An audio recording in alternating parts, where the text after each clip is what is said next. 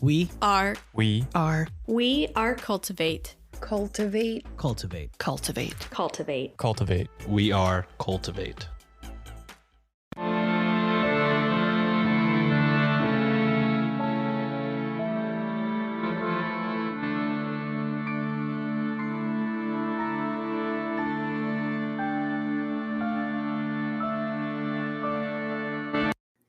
Hello and welcome to a special mini-sode of Ye Olde Crime, the show where Maddie and I discuss the funny, strange, and obscure crimes of yesteryear every Wednesday.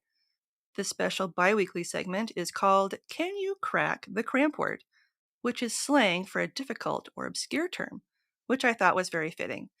And joining me today is Casey Fatchett from the Nerdy Photographer podcast. And before we begin, I'd like to give him the opportunity to tell us a little more about himself and his show. Welcome. Okay, about me. I moved to New York City in my early 20s, which is in many decades ago, to become an actor. And I worked as a professional actor and fight choreographer for a while. And then I couldn't deal with the rejection for weird reasons of that. So I decided to start an entirely other career in a completely subjective field in photography, which is something I always enjoyed doing. And since then, it's been, 2.5 decades where I'm working as a professional photographer, mostly doing weddings and events, but I also do all sorts of other stuff. And before the pandemic happened, I started thinking that there were a lot of people out there who didn't have the benefit of the knowledge I had acquired via failure Sure. and also extreme research and willingness to just test things out. So I was like, you know what? I want to pass along some of that knowledge to other people. And so I founded the Nerdy Photographer, which was originally just a website where I would like post things like, hey, you know what you should know about if you want to start a business, you should know this. If you want to like here are some DIY photography stuff so you don't have to go out and spend 500 or $1,000 on this piece of equipment that you might use once. Just, Yep. spend 20 bucks in a half an hour and you can put this together and that'll do fine for just one project. And if you decide later on that you want to continue doing it, then you can just go out and spend the money on the real thing, things like that. And then the show, the Nerdy Photographer podcast, kind of came out of that. And now we're over. Like, I had a lot of time on my hands during the pandemic, so I could create a system Sure. for recording. And there were a lot of people were available to record in the photography industry Yep. during that time. So I started, doing a lot of interviews. We interview like people who are working photographers, people who are leading people in their industry. Some like I just had an episode with a guy who's considered one of the top 50 street photographers of all time, and people who are just like leading their particular niches in the industry, as well as people who are not well known in the industry but have very interesting stories to tell.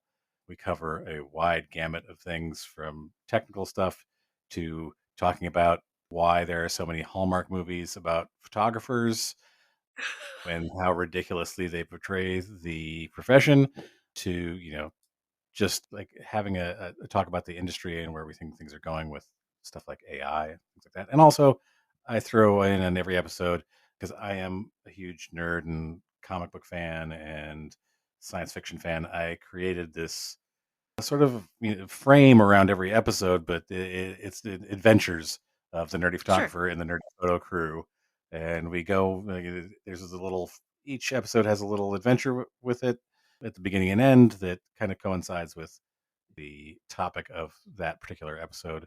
And it's just it's a way for me to be creative in a different way. Also, we've got also plans for a Nerdy Photographer comic book, because I have friends who are comic book artists, and one of them already like put together a spec issue. So there's a lot of stuff. That's cool. It's a big creative outlet for me. That's awesome. I mean, people need an outlet. It's good. It's good to have an outlet for stuff, and just it helps get it all out of your head. Yes. Yeah. I mean, I have anxiety issues, and like so my brain is just constantly going. I'm also an Aries, so like I'm an idea person. And I have I have lists and lists of just ideas for stuff. And when I can get around to actually making it, that's a good thing.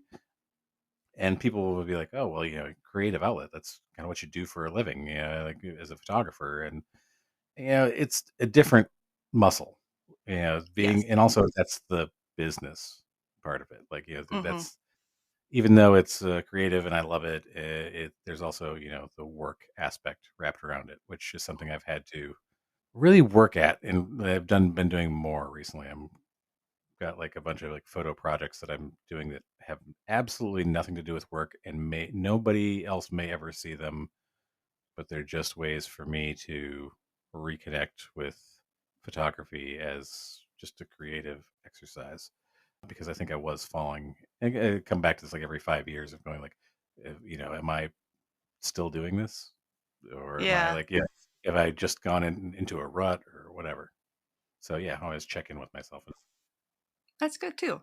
To make sure that you're still, even if it's work and it's creative work, to make sure that it's still something that you get enjoyment out of, that you are happy with. And I think, as you kind of mentioned on your site, like how important it is to continuously learn, even if you've have been doing the same thing for years. There's always something new that's coming out, whether that's a new camera or new technology or a new way of doing things. Yeah, It's so important to just kind of, and I found that that kind of thing also gets me excited about the kind of things that I'm nerdy about, to just kind of keep reading about things and be like, oh yeah, I had no idea that you could do this thing. Like that would have saved me so much time 5 years ago, you know? exactly. That is exactly what I'm trying to teach people with with the show and with the website is like, you know, I can save you the trouble of going through this. I did this. I did the wrong thing. Or, like I read something about this and then I decided to do some more research and I put this together so that, other people, don't have to like think about this. And I always tell people like reading, I had a couple of courses in college for like in photography, and it's just film photography basics. And after that, it was all self-taught. And this was Mhm. before the internet was really the internet. So Mhm. how did I learn? Well, reading books Yep. and practicing. And it's the thing that I still tell people who are starting out today, and they're like, "How can I get better as a photographer?" And I say, "Read books about photography, practice." This is the Yep. two main things that you can do, like that are gonna actually like you'll grow by leaps and bounds the more you practice. And like that I recently like started a project because my parents had passed away in 2020, and I was cleaning out their house. I found all these old rolls of film Oh, cool. that were unused, like dozens of them, and they're expired, but I don't care. And I've been like taking Yeah. a roll with me on hikes with my dog, and just like I'm going to shoot a roll of film.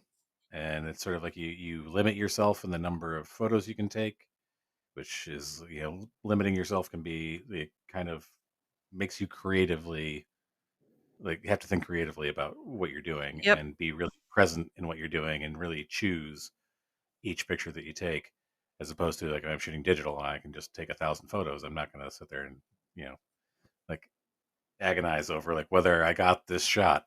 But yeah, like those finding that sort of stuff. And yeah, and it's one of those things that helped me reconnect with my creativity, because Mhm. I was feeling a little bit like I wasn't thinking creatively. I Mhm. was just like sort of not as far as the photography. In other ways, like in the show and other stuff I was doing, I could think about stuff in a very like the creative juices were there. But just with the photography, I was feeling like this is not here. It's not there. I love that. I love the idea of having these rolls of film on your hikes, because you're right. It's so easy nowadays to, with your phone, go out and take a million and one pictures when you're outside taking your dog for a walk or whatever. There is something to be said about the use of a film camera. Like, to Mm, know you have a certain number of pictures that you are allowed before it's done. And then it's done until you go and get it developed.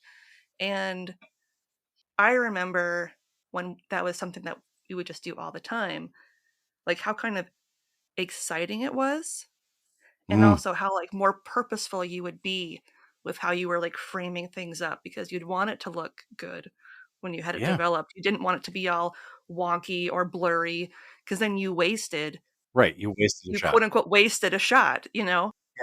Yeah. And I've talked to people about this on my podcast, and there's this whole thing with printing as well. Like when you have an infinite number of photos or whatever, infinite number of anything, like the value kind of like goes to zero. Hmm. But when you print something out or you have like only a certain number of things you do, like the value of it like grows. As opposed to, Hmm. you can have an infinite number of pictures basically on your phone, and so you're not so concerned about them, and they just sort of live on your phone.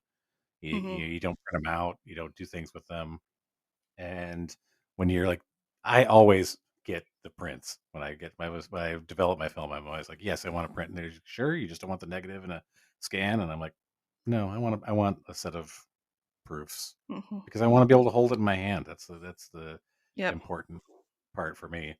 And yeah, it's an exercise I have been giving photographers who like I am instructing or who ask for help with something. I'm like, the best exercise I give them is call it the film roll exercise. Like you can have 36 shots, like that's it.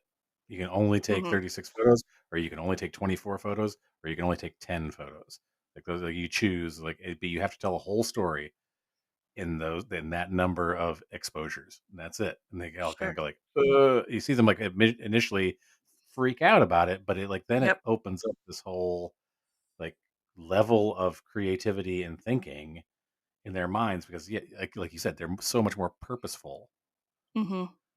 now. Like they're really thinking about every shot. Yeah, it's and for me this has been, it's also like this exercise with the film. It's interesting to see like how it develops literally, because Hmm. it's expired film. It's film that expired 20 years ago. So like sometimes the colors aren't quite right, but like it's really interesting to see how they come out. For me, it's also like it's a connection with my parents, because both of my parents love to take pictures in different ways. My dad did it as part of his job, and my mom my dad did it as part of his job as a fire investigator. But the part that he enjoyed about it was like taking pictures during our like family gatherings and stuff like that. Whereas my Sure. mom would take pictures of stuff to use in her crafts. She would like Okay. take like to cut out, put on cards, or like use as ephemera in her crafts. Sure. So yeah, they both like enjoyed it differently. So there's a connection there with them, and also like kind of bringing that through to, I mean, talk about like I love my dog very, very much, but I also know my Hmm. time is limited with her. So there's this Yep. whole thing. It's all kind of like comes together into this sort of emotional thing and Yep. creative connection to all of that, all of those Hmm. feelings. So Yep. yeah, this feels like a project that I'm exercising a lot of demons. Well, and you know what? Sometimes you got to do that. I mean, when you were talking about the project, it reminded me of I took a photography, like a film photography class in college, and I loved the teacher. She was amazing, and she gave us a project where she wanted us to tell a fairy tale, and we would be double exposuring Mm, prints to tell this story. And it was my favorite project ever, because then I got to learn how to do the double exposure when you're, like the swooping the hands in front of it as you're like developing it.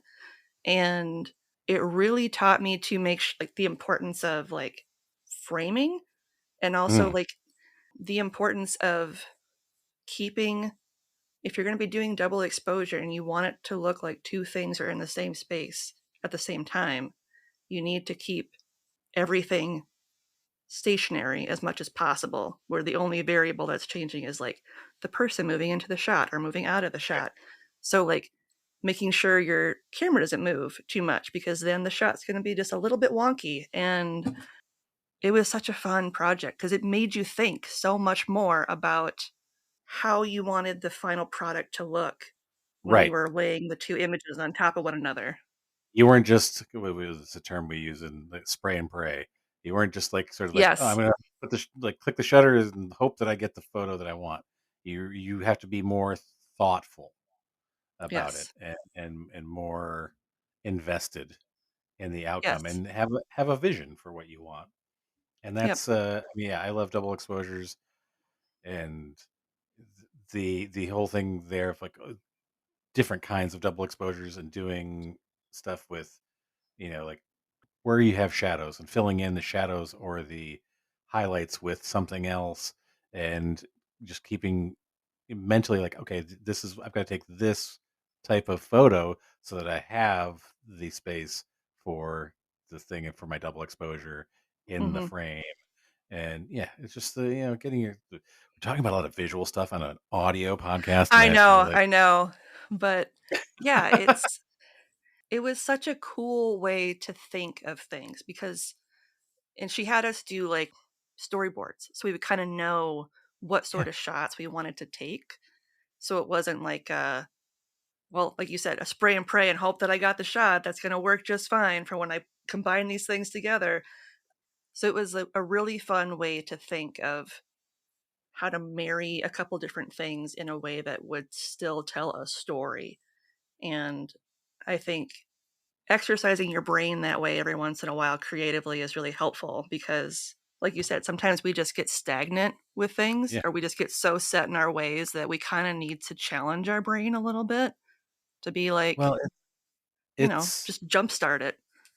yeah. I think that it the word that I was trying to think of like that, but the whole process, like especially with film, is very visceral.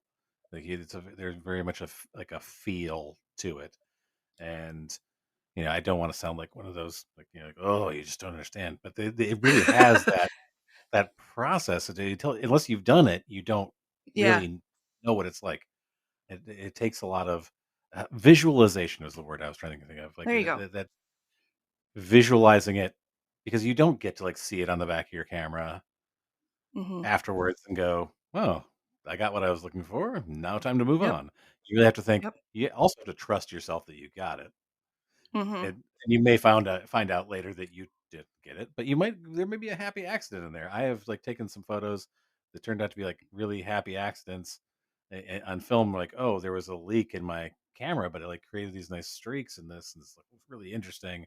But like that visualization beforehand, and this is something I still do even like when I'm working or before I go to a job where I'm shooting digital, and it doesn't like people might think, oh, it doesn't really matter so much, but that pre-visualization of what I want to accomplish. These are and just kind of like seeing the progress of the shoot and not going into it going like I have to get that shot, but just like Hmm. having some sort of like pre-visualized sense of what is going to happen takes so much stress out of it. Like Yep. it really for me as an anxious person takes a lot of the anxiety out of it and I feel like it opens me up to being more creative because I've already thought about it Yes. beforehand, and now that I'm here in the moment, I know I have something to fall back on that I thought about before. But if something new Yep. presents itself, great. Yep. So, one of the last questions I wanted to ask you, because we've already kind of answered some of the questions I wrote without me really having to ask them, is of all the shoots that you've done, like what is some of the like the most your favorite things to Mhm. shoot? Oh man, they're my children. How do I I choose my know. favorite thing? I know. I like to ask the hard hitting questions. It's yeah, like trying to choose between them. It's difficult. I think it depends on my mood. Like I have some photos up in my office, which you can't see, but the things that like there's certain things that they're trips that my wife and I have taken that these photos from these memories. And there's one from our honeymoon. We were in Scotland and we were like looking out off a cliff at this like this beautiful vista. There's a it's Neast Point in Scotland. It's like the westernmost point in on the Isle of Skye, Sure. and this is very steep cliff into the ocean. And then there's like a little like a walkway down. It looks like it's out of Game of Thrones to this lighthouse, which is on like Okay. the focal point. And I was taking pictures of the lighthouse and stuff, and then I like saw these other photographers taking pictures of the lighthouse, and I just got their silhouettes because the sun was setting, and I just got their silhouettes in the on the cliff and whatever. Almost got blown off the cliff. That was great. But yeah, like just looking at that picture of like I've got the picture of their silhouettes, against the sunset and the cliff in my office, because it just takes me back to that moment, and just I Mhm. really know that there's there's some other stuff. One of my favorites of all time is a photo I took of Shaq at a press Nice. conference. It was an art show that he had curated, Hmm. and I've told this story a bunch of times. I don't know if I told it on any podcasts. The he curated this art show of art that was either really small or really big. Like there were like Nice. paintings on the head of a pin. There were like tiny, tiny, tiny, tiny sculptures. There were things that were like overly large. Like it was all about like discrepancies and juxtapositions of size. And I showed up, I walked. Hey, I was on the elevator, and I recognized these guys who were in the elevator with me, like ESPN and Sports Illustrated, and I'm not really with anybody. I was like working Yeah. for a publication, but like I'm not a known quantity here. Sure. And the elevator doors opened, and it was like the sun had been blocked out because he is so huge. And I am not a small person. I'm like 6 feet tall, whatever. But it was just like looking up at this giant shadow, and he's huge. And he looks over at the guys with me. He goes, "Dave, glad you could make it. Steve, good to see you." And he points his finger in my face and he goes, "Who are you?" And I was like, and I started to like say, I'm like, uh, and he just smacked my arm, and his hand as easily went from my shoulder to my elbow. He was like, "I'm just messing with you, man. Come on." And like, and I'm like against the wall. It's like, okay, sure. But people were asking him questions, and it kind of turned into, because these guys are all sports guys. It kind of looks like a sports presser, or like after game like session. Like just you see these people like kind of like circled around him. Mhm. But I took a step back from it, and I'm like, this show, the story that I was supposed to tell is about this art show and how things are like big and small. He's shoulders above everyone. So all you can Yeah. see is the top. I took this picture. All you can see is the top of people's heads and microphones reaching out, and like a big boom mic that's kind of coming into the frame, and it's Shaq. Like you can't see anybody else, because like that's telling you, like all you're seeing is the top of people's heads. Like this story, there's a whole story in that one photo, and like to me, Yeah. that is one of my favorite pictures that I've ever taken, just because of that fact. I mean, there's also like a lot of stuff that like has personal meaning to me, and there are pictures from like jobs that I've taken where I'm just like, I really managed something there. I've done like some shoots that I've put together myself because I was like, I've never seen this before. I did a shoot with like wedding fashion on aerialist stuff, like on Okay. silks and hoops and stuff, because I'd never seen it Yeah. before. I said, I think this would be cool, but I got to find dresses that would actually work with this. And I realized kind Yeah. of like after I did it why nobody had done it, because it's insanely difficult. But I got the photos, and like, and this, I love the shoot, but it was just like, I understand now why people didn't do it, because it's really difficult. I've never seen it done after that either. But yeah, it's there are things that like it's an accomplishment. It's something, a fulfillment of something that you like, the whole project itself. And then there are other times where it's a photo where it's just like, wow, I really nailed that one. Or it's something that I always like to refer to. Photography is my favorite form of time travel, because I feel like I can look at those images and really just be sucked back to that moment, Mhm. and like really be there and just like revel in that memory, which I feel like is my job as a photographer, is Yep. to create those memories, like the memory saving device Yes. through my eye. That's a great way of describing it, as like a little time capsule type of thing, where Man, you're just creating the time capsule and then you like gift it to the people.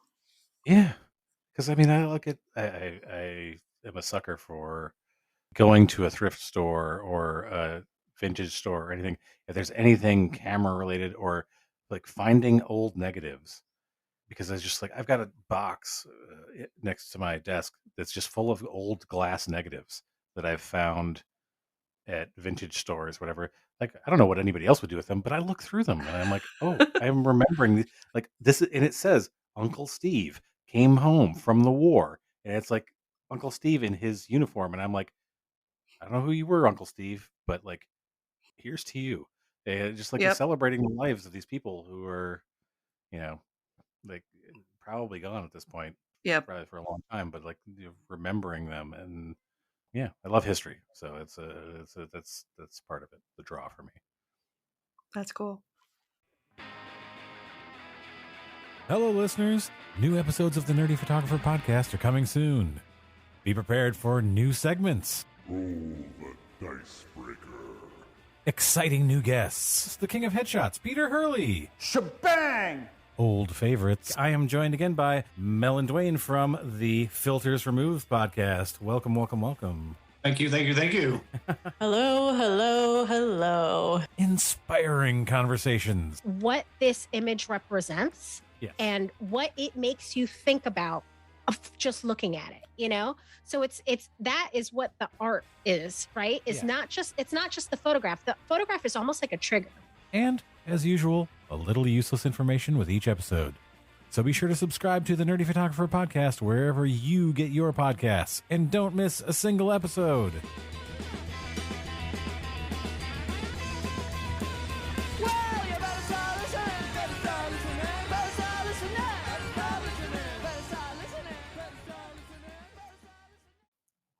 All right. I'm ready.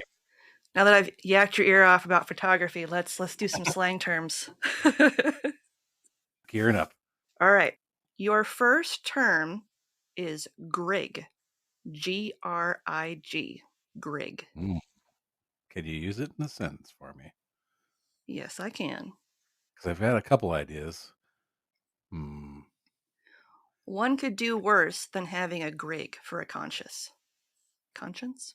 That's the word I was trying to Conscience? say. You could grig for a Conscience. conscience. Yeah. Is this some sort of I'm feeling like it's a for a conscience. That's a big part of me wants to think it's like some sort of like being drunk, because it has the relation to grog. Yeah. So some sort of like drunk person, but I feel like that's wrong. All right, what is it? I can't. I'm gonna. Okay. You give up? Yeah. All right. A grig is a Georgian term for a grasshopper or a cricket. What? Oh. Okay. Pinocchio. Yep. Or in some instances, it can be used to mean like you're ecstatic or you're jumping for joy, like a grasshopper or a cricket. But okay. A grig. Grig. I never would have got that. Oh, the Georgians. Oh, those Georgians. Those Regency era. Well, this is another Georgian term. Okay. So put on your Regency hat. All right. I've got to get my Bridgerton dresses together. Yes. Go grab your feathered trihorn hat. Your second term is cabinet particular. Is that a bathroom? It could be, yeah. No, I mean, yes, it's like it's some sort of like your chest of drawers. It's just of like cabinet particular. I always think of oddities and curiosities going in a cabinet of some sort. Particular cabinet. Would you like a sentence? Sure. When one wanted to engage in intimate conversations, they could ask for a cabinet particular. Intimate conversations, like a closet, like not like a closet, but like a sitting room. It was like something like similar, like a small room where you could sit and have a discussion. Not like like a sitting room, I guess would be the closest thing to it. So a cabinet particular would be like a private room. Typically, you'd find them in association with like a restaurant where it would have like maybe a sofa you could sit on. Some of them, depending on what sort of establishment it was, may have a hidden bed if you wanted to have an illicit tryst with your lover. Conversation. An intimate conversation, wink, wink, nudge, nudge. And that term has been used since as early as 1690. It is a very particular cabinet. It's a very particular cabinet. I think it requires some sort of special code word to be able to get into said cabinet. Yeah, I feel like this like the slot on the door is going to open up and then they're going to password. Exactly. Or like a And then I have speakeasy type of thing. Like yeah. like you got to use the code at the bar. Like, oh, blah, Yeah. blah, blah, blah, blah. You know, he's a Grig, if you know what I'm saying. I was just going to say that. It's a fine day for a Grig, if I say so myself. Oh, let me get the creme de menthe. Oh, no, you mean the cabinet in particular. Okay. Oh, you mean that? Okay. In the back. Don't worry. Right this way. You know what I mean? Know what I mean? Wink, wink, nudge, nudge. Yeah. Well, I would like to thank Casey for joining me today for Can You Crack the Cramp-Word? And before we go, can you please tell our listeners where they can find you on social media and when new episodes of your show come out? New episodes of The Nerdy Photographer come out every other Thursday. I used to try to do it every week, but I'm a one-man show, and I realized that was too much. And bi-weekly has turned, like, things have gone on a much more steady pace. So every other Thursday, there's a new show of The Nerdy Photographer, and you can find The Nerdy Photographer pretty much on every platform, social media wise, at The Nerdy Photo. All one word, no dots, spaces, or dashes, all under case, except Facebook. It's going to be something different, but who cares about Facebook anymore anyway? So it's at The Nerdy Photo. There's a lot of stuff on my Instagram and TikTok. There's a lot of humorous stuff in regards to photography, a lot of like photography related jokes, as well as, information. It's not solely technical stuff. That's where I kind of like let the humorous stuff come out. Yeah, that's you can find me at The Nerdy Photo.